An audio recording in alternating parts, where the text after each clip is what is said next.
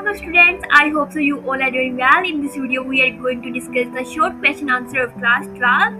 इस वीडियो में हम लोग चैप्टर नंबर 1 क्लास 12 के एक्सरसाइज के शॉर्ट क्वेश्चन आंसर करने जा रहे हैं। तो जो आंसर होगा उसके दो वर्जन मैंने रेडी किए हैं, एक है वीक स्टूडेंट्स के लिए और एक है ब्रिलियंट स्टूडेंट के लिए। तो जिन बच्चों को लगता है कि वो ज़्यादा डिफिकल्ट क्वेश्चन को याद नहीं कर सकते, उनके लिए मैंने एक एवरेज वर्जन बनाया है क्वेश्चन का, तो वो एवरेज कर सकते हैं। और जिन बच्चों को लगता है कि वो लोग अच्छा परफॉर्म कर सकते हैं, वो लोग अच्छे मार्क्स गेन करना चाहते हैं बोर्ड के पेपर में और वैसे जो भी क्लास में टेस्ट वगैरह होता है उसमें, तो वो लोग एक्सीलेंट आंसर को याद कर सकते हैं। तो इट्स टोटली योर चॉइस कि आप लोग कौन सा करेंगे। तो चलिए स्टार्ट करते हैं।